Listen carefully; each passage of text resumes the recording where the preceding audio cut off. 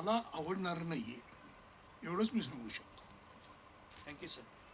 अजून कोणाला काही प्रश्न विचारायचे? मेरा सवाल कंपोजर से है मैम आपसे. गाने हमने सुने अभी आपके ज़बान से, सर आपकी ज़बान से भी. कहीं ना कहीं गाने बढ़िया है ही है, लेकिन ये एक सफ़र जो स्टार्ट किया था साथ में, और एक अकेलापन कितना तकलीफ देह था, क्योंकि हम काफ़ी इमोशनल देखे, लेकिन कितना मुश्किल रहा, क्योंकि पर्सनल और प्रोफेशनल दोनों तरीके से आपको काफ़ी टेंशन हुआ. इस बारे में जानना चाहूँ कितने गाने हैं ये फिल्म का? ये फिल्म में 3 गाने हैं. जैसे कि आप लोगों ने सुना ओ भाऊ, तुझी लाड़की जो मुझे बहुत पसंद है, और सखिया रे जो एक रोमांटिक ट्रैक है. तो जैसे आपका सवाल था कि संजय जी नहीं है तो कैसा है, तो इसका जो म्यूज़िक पूरा मिक्सिंग मास्टरिंग हो चुका था. So we lost him in August 28. तो ये सारी चीज़ें हो चुकी थी, तो ये तो कंप्लीट एक प्रोजेक्ट था. बस इसकी जो लॉन्च है उसमें वो नई I don't know what to say शामिल नहीं हो पाए. सॉरी, मैं थोड़ी मैं जितनी कोशिश कर तो घर से मैं आते वक्त सोच रही थी कि I will not be emotional, end but somewhere from top he is giving me all the strength. और म्यूज़िकली भी तो I am very sure end confident कि आगे ज़रूर बढ़ पाऊँगी. साथ साथ का प्यार रहा तो आगे बढ़ूंगी ना. कितने स्क्रीन्स में रिलीज करेंगे फिल्म को? प्लानिंग कर रहे हैं. आजकल तो सारा स्क्रीन के हाथ में होता है, कितनी स्क्रीन वो लोग देंगे. ज़्यादा से ज़्यादा जितनी स्क्रीन मिलेगी उतनी स्क्रीन में रिलीज करेंगे. तेजश्री मैम, मेरा सवाल आपसे है. Tell us about your character end your preparation. कोई किरदार को ध्यान में रखा था प्रिपरेशन के टाइम पे? अगर कुछ बताएं आप उसके बारे में. ॲक्च्युली आपण खूप पाहतो आणि मला वाटतं की कलाकाराने एखाद्या कुणाला तरी डोळ्यासमोर ठेवून काहीतरी साकारणं म्हणजे आपण त्या चौकटीत बांधून घेणं असतं. त्यामुळे असा काही विचार मी केला नव्हता. आणि डिरेक्टर मी जनरली कोरी पाटी घेऊन जाते, कारण आपल्या डोक्यातली अझम्पशन्स आणि आपल्या दिग्दर्शकाने पाहिलेला एक अख्खा सिनेमा ह्या फार वेगळ्या गोष्टी असतात. आणि मला कायम वाटतं की मी कलाकार म्हणून कुठेतरी माझ्या पात्राचा विचार करते, पण दिग्दर्शकाने अख्खा सिनेमा पाहिला असतो, त्यामुळे त्याच्या विजनवर विश्वास ठेवून पुढे जाण्यावर मी बिलीव्ह करते. सो तशीच गेले, आणि ज्याप्रमाणे संजय जींना एक्सपेक्टेड होतं त्याप्रमाणे मी काम करत गेले. थँक्यू. काय चॅलेंजेस होते? ॲज अन ॲक्टर मला वाटतं आम्ही सगळेच मगासपासून बोलतो आहे तसं की एक सिनेमा आपण त्याच्या प्रेपरेशन्सना किंवा त्याच्या रंगीत तालमी आपण 5 दिवस कदाचित करत असू, जिथे आम्ही हा अख्खा सिनेमा केला तेवढ्या पिरियडमध्ये. त्यामुळे ह्या कमी वेळामध्ये इतका अख्खा सिनेमा आपल्या प्रत्येकाची पात्र समजून आणि एकमेकांबरोबर समरस होऊन साकारणं हा मला वाटतं या सिनेमातला सगळ्यात मोठा चॅलेंज होता. पण एक वेगळा एक्सपिरियन्सही होता, कारण मल्टिपल कॅमेरा सेटअप्समध्ये काम करत होतो आम्ही, आणि कळायच्या आत अरे हा झाला सीन, वाव मस्त. त्यामुळे इन्स्टिंक्ट्सवर विश्वास ठेवून प्रत्येक कलाकार काम करत होता, आणि त्या इन्स्टिंक्ट्सवर मला वाटतं तुम्हाला सगळे कलाकार पडद्यावर दिसणार आहेत. हिने फार महत्त्वाचा मुद्दा तुम्हाला सांगितला. काय आहे, तांत्रिक विचार हल्ली फार करून ॲक्टिंग करणारी एक जमात आली, आणि सगळ्यात त्यातला वाईट भाग असा आहे जो पूर्वी नव्हता आत्ता आहे. शॉट झाला की सगळे कलाकार शॉट बघायला जातात. मला तुम्ही पर्सनली विचाराल ते माझं काम नाही आहे. जे ज्याचं काम आहे तोनी बघावं. आणि आत्ता या सिनेमात हे महत्त्वाचं का होतं, कारण 4-5 कॅमेरे आहेत, त्यामुळं मी या कॅमेऱ्याकडे बघूनच ॲक्टिंग करणार असं नाही चालणार. So you don't act for the camera, you act for the film. हे फार महत्त्वाचं असतं. आणि करून करून रियाज करून करून तुम्हाला एखादी गोष्ट जमते. आता आज थालपीठ करायचं म्हटलं, काल शिकायला नाही सुरुवात करत आम्ही. हे रोज आम्ही काहीतरी करायला लागतो. फार गैरसमजुती आहेत म्हणून मी सांगतो ॲक्टिंगबद्दलच्या. काय तयारी करता, तुम्हाला कोणी काम द्यावं किंवा काम देऊ नये, तुम्ही रोज काम केलं पाहिजे. रोज स्वयंपाक करतात, रोज लोक गाणं म्हणतात, तसं ते काही लोकांसाठी गायला पाहिजे असं नाही. पण तुम्ही स्वतःसाठी काहीतरी करत असाल तर या गोष्टी मुरतात आणि मग येतात. कुठलीही कला ही डोक्यातनं येणारी गोष्ट नाही, डोक्यातनं विचार येतात. आणि वाईट काम कसं चांगलं आहे मी समजून देऊ शकतो तुम्हाला. विचारलं डोक्याचा उपयोग त्याच्याकरता करता, चांगल्या कामाकरता आतून यावं लागतं असं मी तुम्हाला सांगतो. सुशील जी, या आप या हिंदी में भी कुछ करने सिनेमाचं वाले हैं? एकच मिनिट हा. या सिनेमाचं आणखी एक कौतुक असं आहे ना, आता काका म्हणाले तसं वेळेची मर्यादा आणि 4-5 कॅमेरा सेटअप्स असल्यामुळे आपण जनरली म्हणतो की टेलिव्हिजनमध्ये आणि फिल्म्समध्ये रिटेकची फॅसिलिटी असते, नाटकात ती नसते.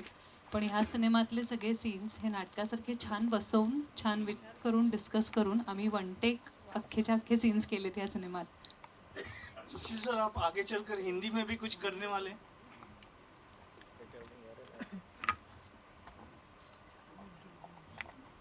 हिंदी में भी करने वाले हैं.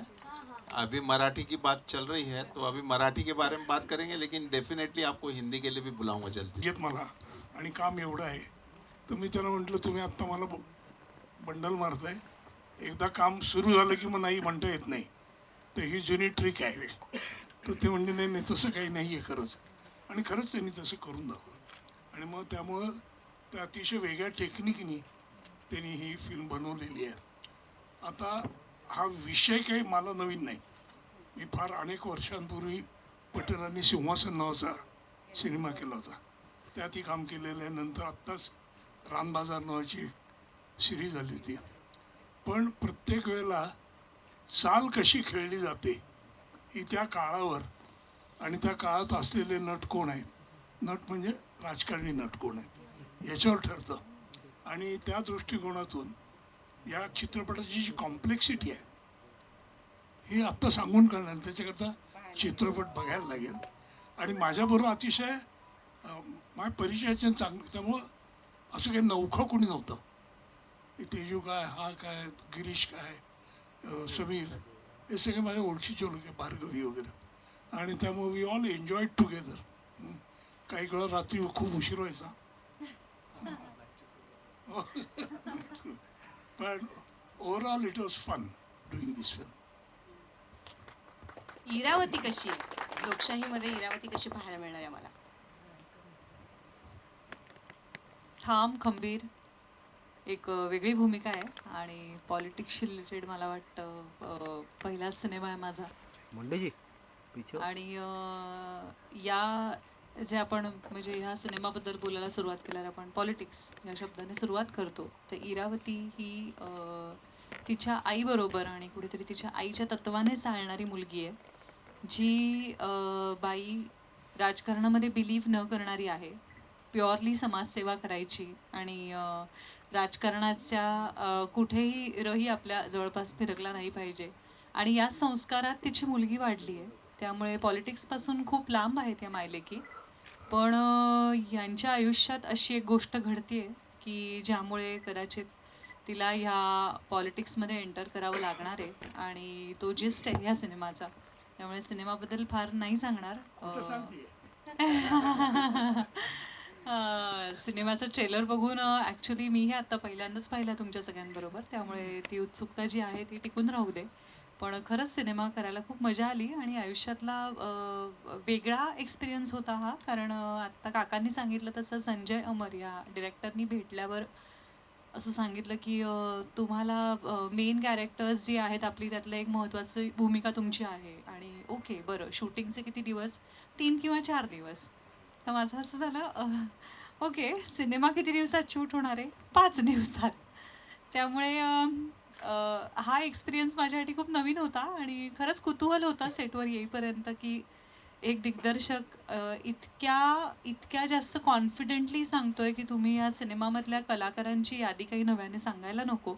इतक्या सगळ्या मोठ्या कलाकारांनी त्या माणसावर विश्वास ठेवावा आणि या सिनेमासाठी हो म्हणावं म्हटल्यावर डेफिनेटली ते आत्ता इथे नाही आहेत आपल्याबरोबर दुसऱ्या सिनेमाचं शूट करतायत म्हणून. पण मगाशी सुशील सर म्हणाले तसं की त्यांच्या त्या शब्दांवर विश्वास ठेवून इथल्या प्रत्येक कलाकाराने यस हा सिनेमा घेतला आणि प्रत्येकाला हा अनुभव घ्यायची इच्छा होते की 5 दिवसात किंवा 6 दिवसात एक पूर्ण मोठाच्या मोठा अखंड सिनेमा कसा होऊ शकतो आणि ते त्यांनी करून दाखवलं. नाईट शिफ्ट होत्या, थोडा शूटिंग वाढलं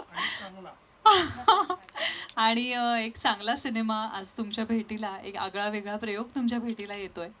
त्यामुळे त्याच्यातल्या पॉझिटिव्ह गोष्टींकडे आपण छान लक्ष देऊया आणि बघा कसा वाटतोय सिनेमा. आम्ही पडद्यावर आत्ता जेव्हा पाहिलं तेव्हा महाभारताचा उल्लेख झाला आणि महाभारतामध्ये सगळीच पात्र तितकीच महत्त्वाची होती. प्रत्येकाची अशी ठरलेली भूमिका होती. आता बरेच जण या चित्रपटामध्ये काम करतायत ते आत्ता नाही आहेत आपल्यामध्ये, म्हणजे आलेले नाही आहेत. डॉक्टर गिरीश ओक आहेत, भार्गवी चिरमुले आहे, अंकित मोहन आहेत, अजिता कुलकर्णी आहेत किंवा शंतनू मोघे आहेत, समीर धर्माधिकारी सर आहेत. तर या सगळ्यांबद्दल काय सांगशील, कारण ते आज उपस्थित नाही आहे, तर त्यांची प्रतिनिधी म्हणून या चित्रपटाबद्दल किंवा त्यांच्यासोबत काम करण्याचा तुझा अनुभव.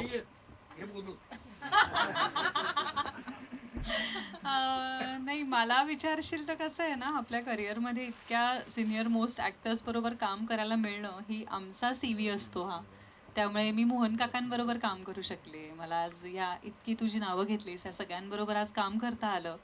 त्यामुळे माझ्यासाठी ही खूप मोठी गोष्ट आहे आणि आय फील फॉर्च्युनेट की या सिनेमाचा आपल्याला भाग होता आलं. इतक्या सगळ्या दिग्गज कलाकारांबरोबर स्क्रीन शेअर करता आला त्याचा आनंद आहे. आणि खरंच कलाकारांची इतकी सुंदर ह्या सिनेमामध्ये मला वाटतं भट्टी जमून आली आहे आणि प्रत्येकाने त्यांचा रोल इतका सुंदर पद्धतीने निभावला आहे. बाकी कामाबद्दल कोणाच्या काही बोलावं एवढं तर म्हणजे माझीच पात्रता नाही, त्याबद्दल मी काय बोलावं आपल्या सगळ्यांनाच माहिती आहेत त्यांची कामं. पण खूप सुंदर टीम आणि आणखी एक 10 वर्षांनी मागे वळून पाहिल्यानंतर आपल्या आयुष्यात वाव इतक्या मोठ्या कलाकारांच्या सिनेमामध्ये आपणही होतो हे सांगायला छान वाटेल मला. गमतीची गोष्ट अशी आहे, काश्मीरमधला एक मुलगा येतो आणि इथं मराठी फिल्म करतो, संजय अमर. म्हणजे पहिल्यांदा माझा विश्वासच बसला नाही.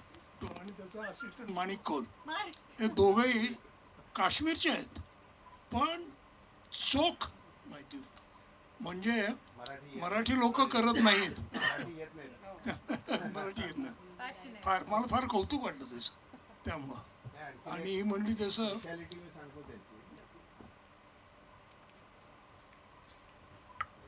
त्यांच्याबरोबर मी 2 पिक्चर ऑलरेडी केले. म्हणजे हा एक लोकशाही एक ऑलरेडी कम्प्लीट झालेला आहे भागुबाई म्हणून, आणखीन आता तिसरे शूट करतात. त्याची एक स्पेशालिटी आहे आर्टिस्ट बरोबर कोणाकडे जातील कितने दिन का काम है 3-4 दिन में हो जाएगा, शूटिंग कितने दिन में होगी 5 दिन में हो जाएगी. त्यांचं सोडून मग दुसऱ्याकडे जातात, कितने दिन का काम है 3-4 दिन का काम है 5 दिन में. आणि त्यांची म्हणजे ते जे निपटवतात ना त्यांचं त्या आर्टिस्टचं काम बरोबर त्या 3-4 दिवसामध्ये निघून जाईल. हा चला भाई तुमचं झालं, आता दुसऱ्याकडे जातील. म्हणजे त्यांची शूट असेल 15-20 दिवसाची, म्हणजे सगळ्यांना सांगतील ह्याच 4 दिवसात कंप्लीट होईल, 5 दिवसात कंप्लीट होईल, 3 दिवसात कंप्लीट होईल. आणि याचप्रमाणे मला वाटतं सगळ्यांना आपल्याला सुद्धा 5 दिवस त्यांनी घेतले, यांना 3 दिवस घेतले, असे सगळ्यांकडून वेगळे. कारण सगळे शॉर्ट डिस्ट्रीब्यूशन असतात. ही त्याची संजय अमरची फार स्पेशालिटी आहे. बहुत इम्पोर्टेंट हिस्सा होता है, लेकिन लोकशाही पॉलिटिक्स के ऊपर ये म्यूज़िक है पॉलिटिकल फिल्म के अंदर. थोड़ा सा बताइए क्या थॉट प्रोसेस था और क्या ब्रीफ मिला था डायरेक्टर साहब की तरफ से, दोनों से जानना चाहूँगा. हाँ, एज कंपोज़र होने के नाते बहुत ज़रूरी कि हम जाने, जैसे आपने बोला कि फ़िल्म का बेसिस क्या है. तो ये एक पॉलिटिकल थ्रिलर है लोकशाही, लेकिन उसी में ड्रामा है और थ्रिलर है, रोमांस है और एक बहुत ही खूबसूरत एक गाना है जो एक लड़की तुझी लाड़की जो गाना है वो एक डॉटर और फादर का एक जो बॉन्ड है वो उसमें दर्शाता है। तो इसमें सारे फ्लेवर्स हैं। आप बोल पॉलिटिकल थ्रिलर है लेकिन एक पॉलिटिकल फैमिली में इतने सारे वो रंग उसमें इमोशंस आते हैं। तो it's a very emotional film, emotional drama. तो इसमें 3 गाने हैं, तुझी लाड़की, सखिया रे जो एक रोमांटिक गाना है, और ओ भाऊ ओ दादा जो जयदीप ने गाया है। तो वो पूरा मतलब फिल्म का सार है। ओ भाऊ ओ दादा एक मोटिवेशनल गाना है जो डेमोक्रेसी के बारे में बात करते हैं। तो यही ब्रीफ था हमारा कि इसके अकॉर्डिंगली गाना होना चाहिए। सर आप क्या कहना चाहेंगे सर की तरफ से, क्या ब्रीफ था और कैसा एक्सपिरियन्स था? ब्रीफ असं होतं की पॉलिटिकल फिल्म आहे, पण मला जे गाणं गायचं होतं ओ भाऊ ओ दादा, ते अत्यंत मोटिवेशनल असं गाणं होतं। आणि ते गाणं गाण्यासाठी त्यांनी मला आधी जेव्हा आम्ही सुरुवातीला ते गाणं रेकॉर्ड केलं तेव्हा फक्त असं सांगितलं होतं की पॉलिटिकल फिल्म आहे, पण नंतर फायनल रेकॉर्डिंगच्या वेळेला काही सीन्स आम्ही रशेस काही बघितले होते, त्याच्यामुळे एक लक्षात आलं की इतके मोठे मोठे कलाकार, चांगले कलाकार एकत्र येऊन एक फिल्म करतात आणि त्याच्यासाठी आपला आवाज द्यायचा आहे। सो ते मोटिवेशन अजून जास्त करून आम्ही फायनल रेकॉर्डिंगला जास्त पुश केलं आणि खूप चांगला एक रिझल्ट मला असं वाटतं की आता तुम्हाला ऐकायला मिळेल। आजच ट्रेलर लॉन्च झालं आहे आणि मला इतका आनंद होतो आहे की ओ भाऊ ओ दादासारखं गाणं पूर्ण फिल्ममध्ये एक बॅकड्रॉपसारखं यूज झालं आहे। सो थँक्स टू संजय राजी द कंपोजर्स की त्यांनी माझा आवाज चूज केला आणि आय एम व्हेरी हॅपी की एका इतक्या मोठ्या आणि इम्पॉर्टंट फिल्मला 2024मधल्या माझा आवाज लागतो। Very happy for that. लोकशाही की शुरुआत ऐसी हुई कि जो फिल्म के डायरेक्टर हैं वो फिल्म के डायरेक्टर मराठी में सॉरी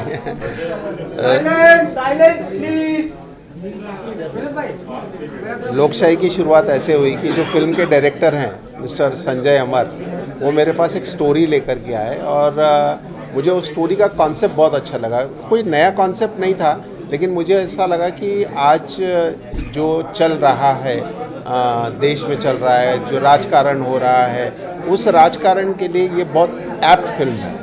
तो मुझे ऐसा लगा कि हमने ये फिल्म करनी चाहिए और मैंने उनको स्क्रिप्ट लिखने के लिए गो अहेड दिया।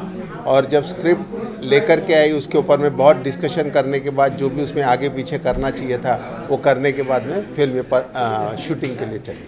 सर कैसा एक्सपीरियंस रहा, जो लेजेंड भी ऑन बोर्ड आए और इतनी अच्छी टीम बनाई आपने, म्यूजिक कंपोजर्स हो या फिर डायरेक्टर हो या फिर एक्टर्स हो, इतनी अच्छी टीम बनाई। थोड़ा सा अगर उस बारे में बताएं कि कैसे फाइनलाइज हुआ और कैसे सब लोग ऑन बोर्ड आए एक साथ। मैं हमेशा लोगों को कहता हूँ फिल्म बनाई नहीं जाती, बन जाती है।